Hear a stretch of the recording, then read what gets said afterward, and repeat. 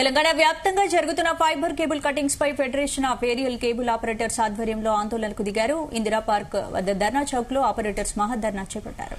Cable cutting ఆపాలని, cable వ్యవస్థను క్రమబద్దీకరించాలని demand చేశారు. 1995లో తీసుకొచ్చిన కేబుల్ ఆపరేటర్ చట్టాన్ని అమలు చేయాలని, కేబుల్ ఆపరేటర్ల జీవనోపాధి దెబ్బతీయొద్దన్నారు.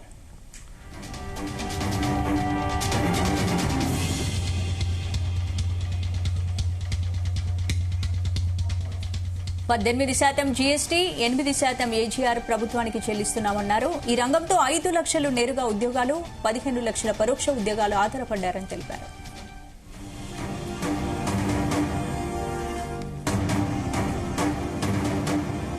దయచేసి నా పరిపూర్ణమైనటువంటి గవర్నమెంట్ కు నేను ఒక సీనియర్ అసోసియేషన్ బాధ్యతలతో ఉన్నటువంటి వ్యక్తిగా మీ అందరికీ నేను సవినయంగా మనచేస్తున్నా.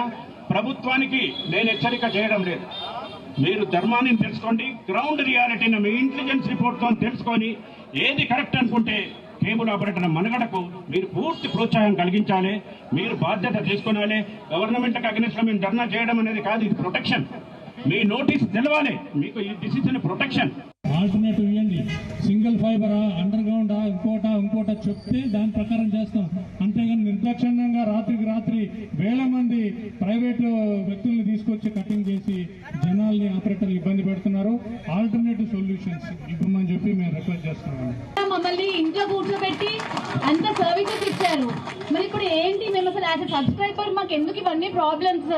అయినా ఏదైనా ప్రాబ్లం ఉంటే ఆపరేటర్స్ ని పిలుచుకొని కూర్చోబెట్టుకొని అన్ని చూసుకోవాలి. కానీ మాకెందుకండి ఎవ్రీ మంత్ మేము ప్రీపేడ్ చేసుకొని మాకు అసలు యాజ్ ఎ కన్స్యూమర్ మేము ఎందుకు బాధపడాలి?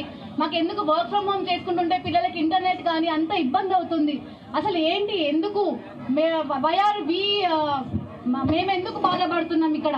నాకు ఇవాళ తెలియాలి. అంటే మా బాధ చెప్పుకోవడానికి వచ్చాను. ఇవన్నీ చూసేసి ప్లకార్డ్స్ అవన్నీ చూసేసి రోజు కేబుల్ కటింగ్ కానీ ఇబ్బంది అవుతుంది. పిల్లలకి ఇంటర్నెట్ సర్ఫింగ్ కానీ అంతా ఇంటర్నెట్ మీద చేసి, మన బ్యాంకింగ్ అంతా ఇంటర్నెట్ మీద చేసి ఇవన్నీ చేసుకున్నాక కూడా మళ్ళీ ఎందుకు ఈ కటింగ్స్ అనేది జరుగుతున్నాయని అడుగుతున్నాను నేను.